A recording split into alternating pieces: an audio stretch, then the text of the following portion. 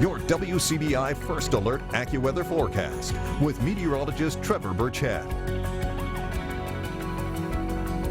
We don't need a meteorologist to tell you it is raining cats and dogs out there, and it really has been throughout much of the day. Take a look at these rainfall totals that the radar has estimated. Radar's estimating nearly 2 inches has fallen in Columbus, 1.5 inches in Starkville, lighter amounts up to the north and the west. But everybody has gotten in on some rainfall, and as a matter of fact, it is continuing to rain out there right now. Look at all that moisture coming in from the south and west, and it's really training over the same areas. We have some heavier areas of rain in here, so some people seeing light rain, some people seeing no rain, and then some people are seeing a nice little downpour with some thunder and lightning in there.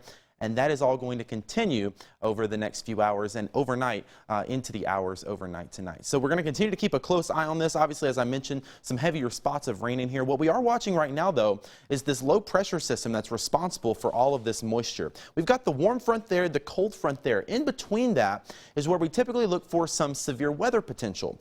Now, as this warm front continues to lift to the north, it could mean that some of our extreme southern counties like Winston, Noxubee, down closer to Meridian, maybe even a little bit into the Golden Triangle, could see some stronger storms later on this evening. Like I said, obviously something we have to keep an eye on to see how far that warm front makes it.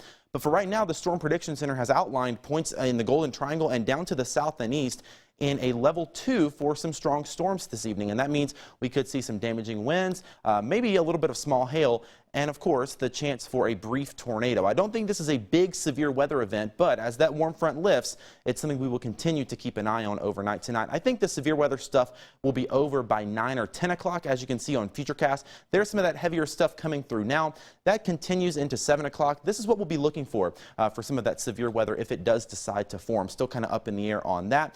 By 8 o'clock, the heavier stuff starts to move out to the east.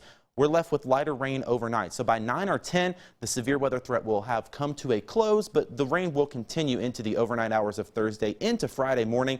Notice showers continue by midnight Friday, and even as you wake up on Friday morning to start your day, still likely that we will see a few light showers out there. Not as heavy as what we're seeing right now, but you'll want to grab that umbrella and rain jacket once again to start your day on Friday. So overnight tonight, temperatures really staying steady in the mid to upper 50s with those rain showers continuing.